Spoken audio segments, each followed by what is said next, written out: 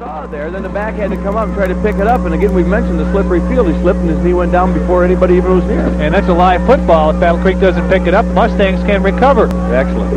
Battle Creek Central will start things in the I formation. They've got a double wide out to the bottom of your picture.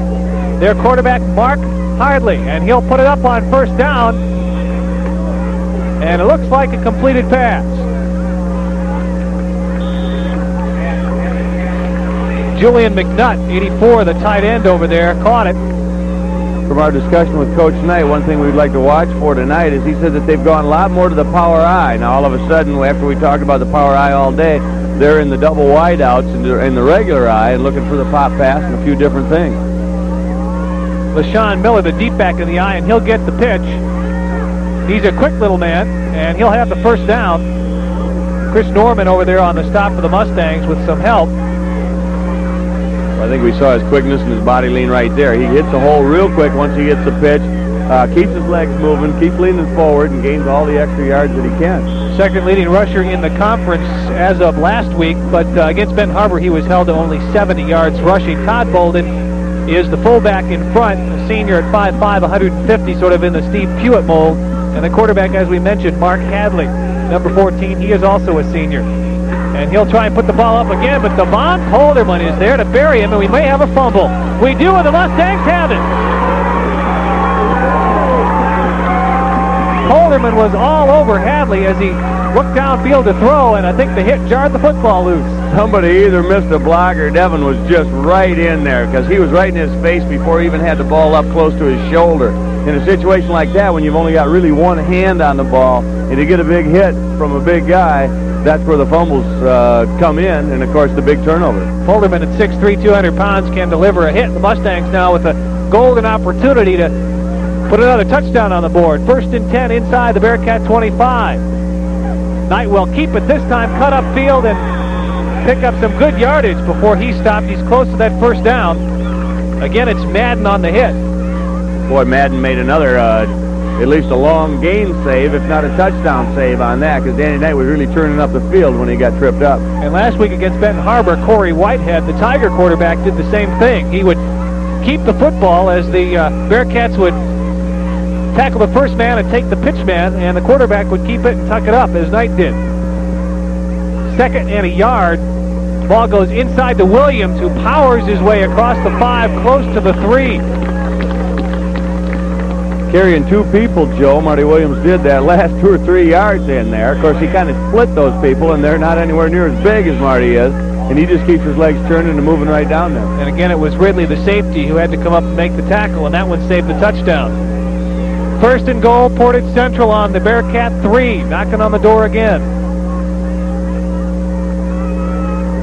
And Springman trying to score the second time for the Mustangs goes airborne, and he's driven back. That's Sherrod in your picture, number 72. And on the bottom of the pile, guess who?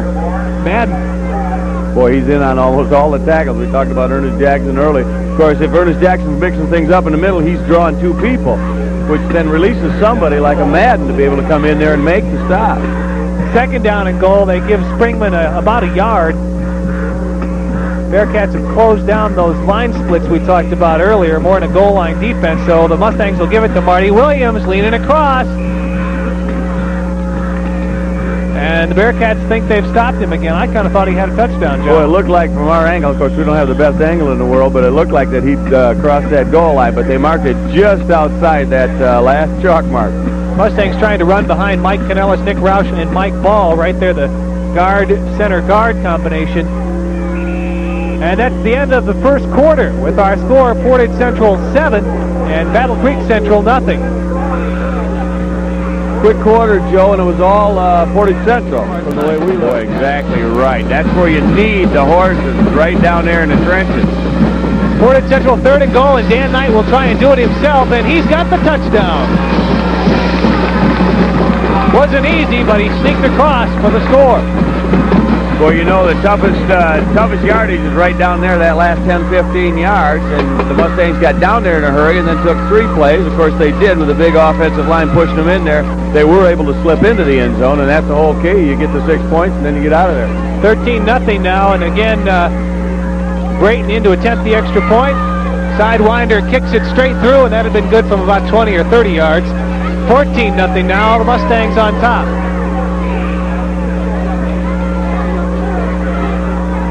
Well, as you can see just from the kids running on the field, as we can see on our screen here, that the excitement is all the Mustangs. They're moving, they're hustling, they're getting ready back. Now we'll kick it off to them and try to move the ball, or try to stop them, from moving the ball, and get the ball back, and let's see if we can score again.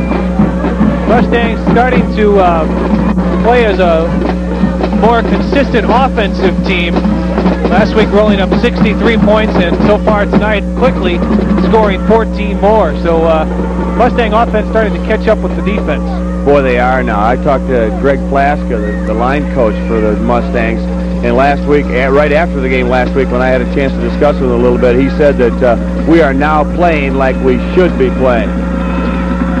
Well, let's see what Jeff Fine does now on the kickoff. Last time he kind of pooched it down and landed on around the 20. There you get a good look at him. And Matt Kopp, number 11, again sitting on the ground near the football, and another good kick. Fielded cleanly this time by the Bearcats, and they'll try and go straight up the sideline, and they'll have good field position. We'll get our spotter Bill Frakes to tell us who picked up that football.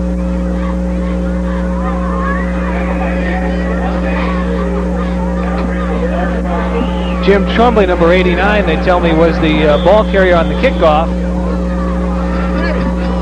He got it up close to the 35-yard line. Mustangs lead at 14-0 here early in the second quarter. Hey, Nelson. This time the Bearcats will send Ridley split wide to the bottom of your picture, and they'll stay in the eye. Hadley, the quarterback, one of two returning senior starting quarterbacks in the conference, and I tell you, Dave Kalinsky just made a great play to force that inside again. Turned it all up inside. He went through two defensive players just to get to the ball, made the initial contact, made it turn up inside. That's the whole key to that defense. You turn it back where your other 10 players are. LaShawn Miller thought he was going to get the corner. He had Big Ridley there blocking for him, but Kalinsky reading run all the way, sliced in, forced it back inside where the rest of his teammates were there to wrap up Miller. Second down, Bearcats. Get a good look at the interior of that line. Hadley, and boy, oh boy, oh boy. Mustangs smelling that out. Darren Canerva, the man making the big hit on that one for the Mustangs. As Hadley tried to run a little bit of a veer offense himself, Chris Taylor, number 30, the fullback, got crunched by Canerva, and when Hadley pulled the ball and kept running, Canerva just bounced off and made the hit. 3rd and 15 now for Battle Creek Central. Mustang defense very aggressive as Hadley will drop straight back and overthrow his receiver on the far sideline. And that'll bring up a 4th down. Mustangs playing right now what we call a monster back situation. They're moving Kalinsky back and forth to the strong side, pulling him up in there to force the run or to help with the force on the run like we saw on the first down play, and yet be able to come back and cover that flat in a situation like we just viewed where there's going to be somebody out there in the flat to throw to. It's been all Mustangs on both sides of the football. So far, they lead at 14-0, and Battle Creek will drop back to punt. A low line drive kick that bounces and takes a Mustang bounce and then a Bearcat bounce as Portage Central clears out of the way. It's hard to tell where that ball is going to bounce, Joe, in the middle of that mud out there. They've rolled the field, as you can see, but it's still got to be slippery, and once they start to dig it up a little bit, it may change the complexion of how you run right when you're in the middle of the football field. Also may change the strategy a little bit. Instead of trying to run inside between the tackles, you may want to run a little bit more off the outside shoulder of the tackle to get under some better footing. Boy, that's right, and just run to the sideline so that you get the ball on the hash mark where you can run with a little more grass. Dan Knight has himself a 1st down just across his own 35, and he'll come and roll to his left and try and throw to Marty Williams, but it's incomplete. Knight rolling to the right, rather. A little off balance. He had Marty open. There was somebody behind him, but he threw just a little bit ahead of Marty, and which is a safe path as long as it's not too far ahead of Marty. It's incomplete, and he'll come back and regroup on 2nd down. Dargis will come out as Martin brings the play in from the sideline. And Martin will split out to the bottom of your picture. There you see him, number 40, backing up. Mustangs stay in that double tight end, 2nd and 10 from their own 36. And they'll go on the draw this time to Williams, and he's got a big hole across the 50 and close to the 45. Armstrong in on the stop, also Ridley making the hit. Williams popped right through there, found it all the way back to the defensive backs, and that's got to be a little spooky for a defensive back because Marty will run right over you, or he tried like that. He didn't make that last cut. He decided to put his head down and just let that defensive back know what he's going to be in for all night when I get back there. Marty Williams playing his last home football game, picks up a first down as the Mustangs are again in Bearcat territory. And a fumble, Knight mishandles it and has to reach back and pick it up. Situation like that, Joe, you wonder if, again, on the wetness in the middle of that field, if it was a bad snap, if Danny didn't get his hands on the ball, or if the ball was just wet. Once he did drop it again, he just couldn't quite find a handle on it. He had to struggle around there and finally scoop it up and just cover it. And just ahead of Mark Bolden, who really wanted to pounce on the football for Battle Creek. So Mustangs lose a couple. It'll be 2nd down. And there's a broken play. The Bearcats are going to capitalize on that.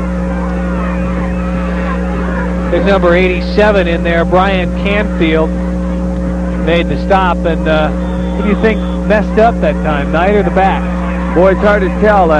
Both backs moved the same way that Dan Knight did, but there was no dive back. Dan turned like he was going to ride a dive back like the regular veer, whether it's inside or outside, and nobody was there. So I guess since everybody moved that way, I would guess one of the backs misunderstood. I think you're probably right. And then, of course, Dan looked back to pitch it. No one was there, so he got sacked. He'll roll right and look for help. Eludes one man, puts the ball in the air. He's got Williams, but Marty will be short of the first down.